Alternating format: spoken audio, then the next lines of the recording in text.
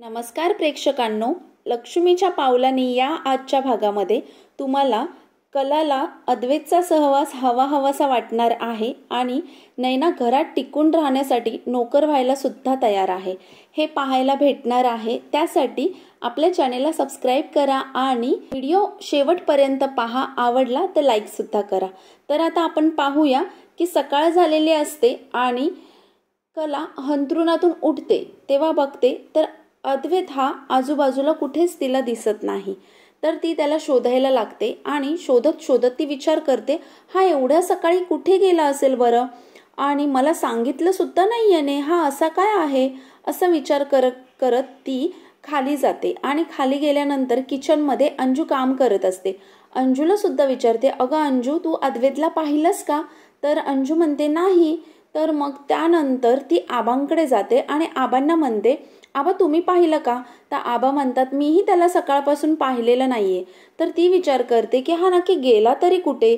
आबांना हसू येतं। आबांना असं वाटतं की ही कशी ना लगेच त्याला शोधायला निघाली, किती छान वाटतंय ना, आणि आबांना हसू येतं आणि ती लगेच अद्वैतला फोन करते। तर अद्वैत काही फोन उचलत नाही आणि त्यानंतर अद्वैत अचानक येतो दरवाजातून आणि तेव्हा आबा म्हणतात, तो बघ अद्वैत आलाच। आणि मग अद्वैत आल्यानंतर कला त्याला म्हणते, काय रे कुठे गेला होतास, सांगूनही गेला नाहीस? अद्वैत म्हणतो, या कपड्यांमध्ये कुठे जातात एवढंही तुला कळत नाही का? आणि काय माझी एवढी चौकशी करतेस? तुला जेव्हा मी सांगायचं तेव्हा तू छान झोपली होतीस आणि घोरतही होतीस, मग तुला कसं सांगायचं? कुठे पळून नव्हतो गेलो आणि एवढे माझ्याबद्दल चौकशा का लावले तू? ती म्हणते, याला आता काय बोलू? तो तिथून निघून जातो फ्रेश व्हायला आणि त्यानंतर ती किचनमध्ये जाते। ती त्याची वाट पाहत असते, त्याच्यासाठी ती कॉफी बनवायला घेते आणि त्याची कंटिन्युअसली वर बघून वाट पाहत असते की हा कधी येणार, याचं कधी उरकणार। मी जर याच्या जागेवर असती, माझं उरकलं नसतं तर केवढा ओरडला असता, आता किती वेळ लावतोय, खालीच येत नाहीये, असं करून ती त्याची वाट पाहत असते। आता राहुल त्याची सकाळची तयारी करत असतो आणि तोपर्यंत नैना त्याच्या बेडरूमच्या बाहेर उभी राहते आणि आतमध्ये एंट्री करते। तर तीच गेल्यानंतर तो 1 मिनिटासाठी तिला ओळखतच नाही आणि म्हणतो, अगं अंजू तू इथे कुठे, झाला का नाश्ता असं विचारतो। आणि हो, ती म्हणते, हो तुझ्यासाठी काय मी कॉफी घेऊन येऊ का विदाऊट शुगरवाली? तर तो आवाज ऐकून तिच्याकडे बघतो तर चक्क होतो की अच्छा ही तर नैना आहे आणि तिला ओरडायला लागतो, तू का आलेली आहेस माझ्या बेडरूममध्ये? माझ्या बेडरूममधून पहिलं बाहेर व्हायचं, तुला कोणी इथे यायला सांगितलंय? आणि ती बोलता बोलता त्याच्या बेडवरती बसते। तर बेडवर बसल्यानंतर तो तिला हकलवायला लागतो आणि तेव्हा ती त्याचे पाय पकडते आणि बोलते, प्लीज रागवू नको ना, तू कसं पहिलं मला बायको करायचास? तर तो म्हणतो, ठीक आहे आजपासून मी तुला बायको करणार नाही। ती म्हणते, प्लीज असं बोलू नकोस ना, आणि हवं तर मी तुझी नोकरानी होऊन राहते। तर तो विचार करतो की ही आयडिया काही चुकीची नाहीये, हिची हीच लायकी आहे आणि हिला नोकरानीच आपण बनवूया। आणि तो बोलतो, ठीक आहे चालेल, जा माझ्यासाठी कॉफी घेऊन ये जा।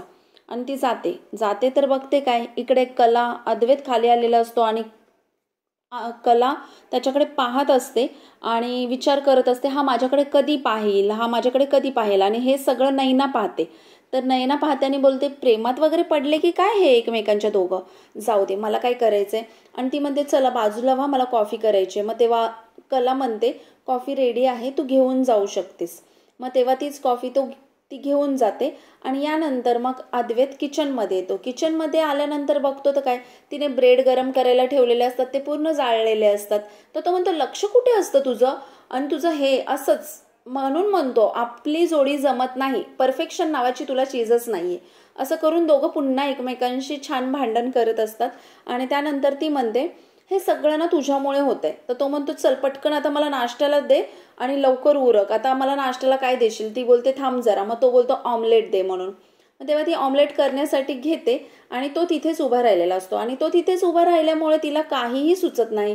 ती त्याच्याकडेच बघत असते आणि जिथे मीठ टाकायचं असतं त्याऐवजी ती साखर घेते टाकायला आणि साखर टाकायला घेते तर अद्वैत म्हणतो, हे काय करतेस? ती 1 चम्मच साखर टाकते आणि पुन्हा टाकणार असते तोपर्यंत तो म्हणतो, हे काय चाललंय तुझं, काय करतेस काय तू? तुझं जराही लक्ष नाही। मग ती म्हणते, अरे तू पहिला इथून जा, तुझ्यामुळे सगळं होतंय।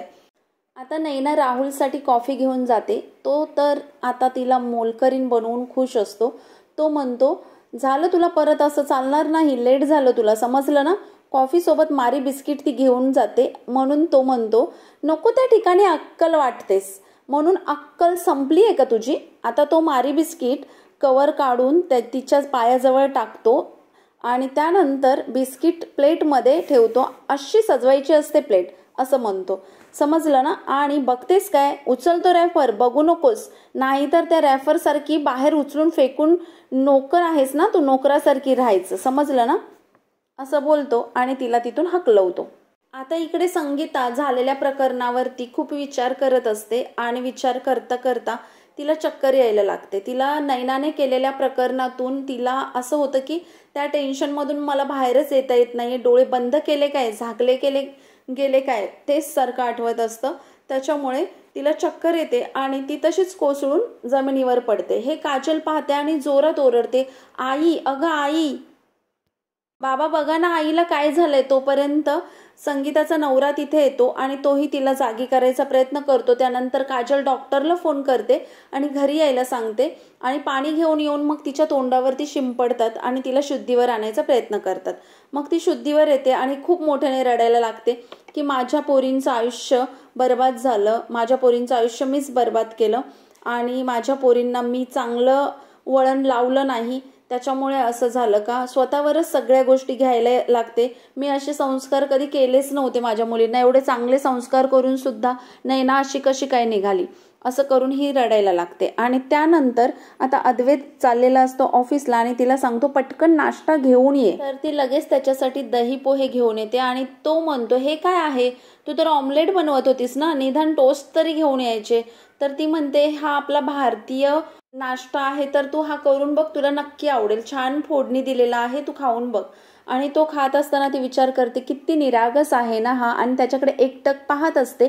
आणि तेव्हा तिथे सरोज सुद्धा असते. तर सरोजला हे सगळं पाहून ना राग येत असतो आणि मग त्यानंतर तो खाताना त्याला थोडासा ठसका लागतो आणि हिची धावपळ होते पाणी आणण्यासाठी. मग ही पाणी देते त्याला आणि त्यानंतर ही त्याच्याकडे तिथेच पाहत उभी राहते.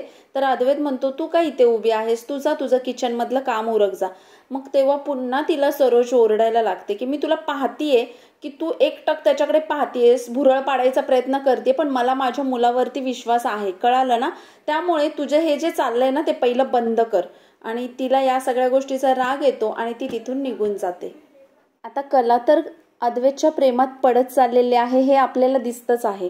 आता अद्वैत पाहूया कोणकोणत्या गोष्टींनी प्रूफ करून दाखवतो की तोही तिच्यावर तेवढंच प्रेम करते. आणि हे सगळं पाहण्यासाठी आपल्या चॅनेलला सबस्क्राईब करा आणि उद्या पुन्हा आपण भेटू नवीन अपडेट सोबत. तोपर्यंत बाय बाय.